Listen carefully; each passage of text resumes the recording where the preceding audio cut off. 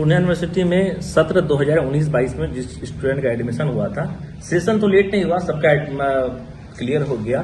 कुछ तकरीबन जहां तक मेरे पास डाटा है 400 से लेकर 500 स्टूडेंट ऐसा होगा जिनका अभी तक पेंडिंग है। पेंडिंग होने के पीछे रीजन है क्योंकि वो पार्ट 1 में वो स्टूडेंट, जैसे मान लीजिए 100 नंबर का इंग्लिश होता है, 100 नंबर का हिंदी होता है, उस समय में 50 का उर्दू, 50 का हिंदी, 50 का इंग्लिश होता था, ठीक है सब्जेक्ट जो था। तो वो क्या क्या स्टूडेंट, जैसे मान लीजिए पार्ट 1 में वो 100 नंबर का हिंदी का एग्जाम दे दिया, पार्ट 2 में वो 100 नंबर का इंग्लिश का एग्जाम दे दिया।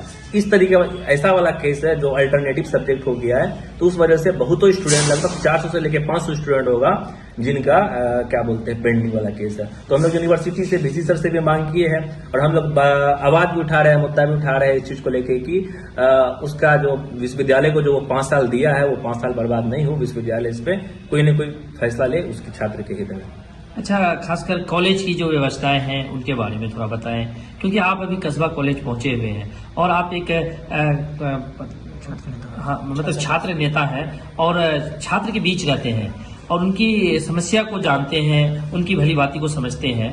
आप उनके बारे में थोड़ा बताएं, कॉलेज की क्या व्यवस्था है? देखिए, कॉलेज जो भी है पूर्णिया यूनिवर्सिटी के अंदर का मोस्टली कॉलेज जो है वो पढ़ाने का जगह है ही नहीं, ठीक है।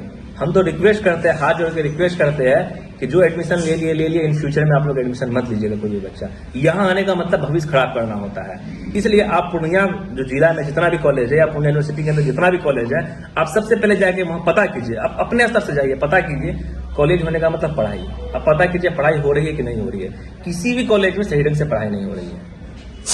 अच्छा, जी। आप ये बताएंगे, अभी आप जैसे कॉलेज की जमीन को जो लोग अतिक्रमण करके रखे हैं, तो उस मुद्दे को लेकर अब तक कहाँ क्या आवेदन दी गई है उनके बारे में? देखिए, अभी हम बात कर रहे हैं अहमदलाजा कॉलेज कस्बा के बारे में, ठीक है। अहमदलाजा कॉलेज कस्बा का वो जो NH के बगल जो सटा हुआ है वो क्षेत्र हम लोग का, जहाँ का जो कुछ लोग हैं, ठीक है, उसके द्वारा वो अतिक्रमण कर लिया गया जोर जबरन। इस चीज को लेकर जो पहले हमारी प्रधानाचार्य थी डॉक्टर रीता सिन्हा मैम, वो थाना में भी लिख के दी थी, यूनिवर्सिटी में भी लिख के दी थी।